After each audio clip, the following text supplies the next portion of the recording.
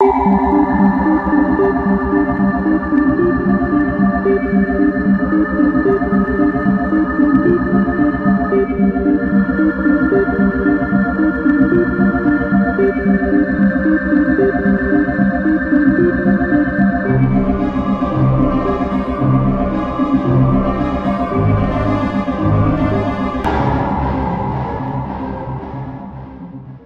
1983, une équipe de très pieux scientifiques ont mené une expérience dans une installation secrète. Ces scientifiques ont émis l'hypothèse qu'un humain privé de tous ses sens et de tout moyen de perception de stimuli serait capable de sentir la présence de Dieu. Ils croyaient que les 5 sens occultaient notre conscience de l'au-delà et que sans eux, un humain pourrait établir un contact avec Dieu par la pensée. Un vieil homme, qui affirma ne plus avoir de raison de vivre, fut le seul volontaire en tant que sujet. Afin de le purger de ses 5 sens, les scientifiques ont exercé sur lui une opération complexe, durant laquelle chaque connexion nerveuse sensorielle au cerveau a été coupée chirurgicalement. Bien que le sujet garde toutes ses fonctions musculaires, il ne pouvait plus voir, entendre, goûter, sentir les odeurs et la douleur. Sans aucun moyen de communication, et même sans moyen de ressentir le monde, il était seul avec ses pensées. Les scientifiques l'ont surveillé alors qu'il parlait à voix haute de son état d'esprit, par des phrases mal prononcées qu'il ne pouvait même pas entendre. Après 4 jours, l'homme déclara entendre de petites et inintelligibles voix dans sa tête. Supposant qu'il s'agissait d'un début de psychose, les scientifiques ne firent pas attention au problème de l'homme. 2 jours plus tard, l'homme hurla qu'il pouvait entendre sa femme décédée lui parler, et même qu'il pouvait lui répondre. Les scientifiques étaient intrigués, mais ne furent pas pour autant convaincus jusqu'à ce que le sujet se mit à énoncer les noms de proches morts de scientifiques. Il répéta des informations personnelles de scientifiques dont seule leur épouse ou parent mort avaient connaissance.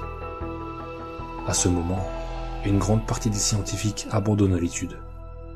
Après une semaine passée à converser avec les morts au travers de ses pensées, le sujet devint dérangé.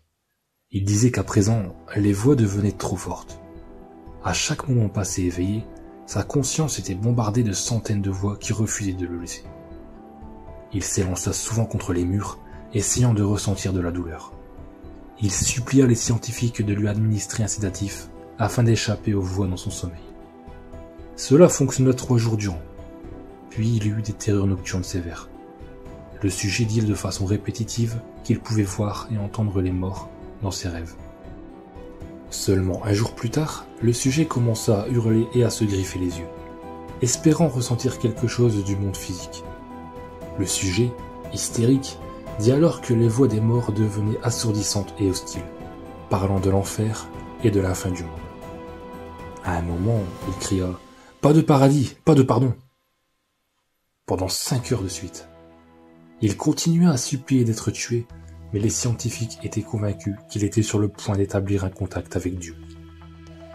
Après un autre jour, le sujet ne pouvait plus prononcer de phrases cohérentes. Apparemment fou, il commença à s'arracher des morceaux de chair de son bras.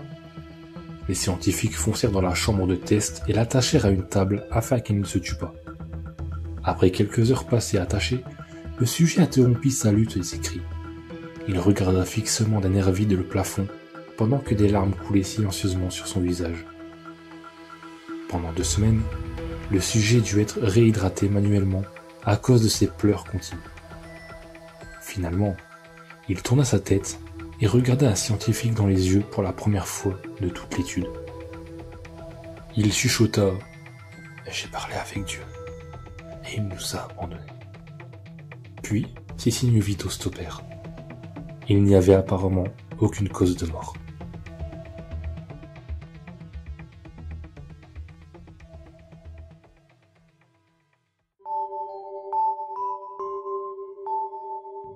One, two, someone's calling you. 3, 4, better check the app store. 5, 6, better pick up quick.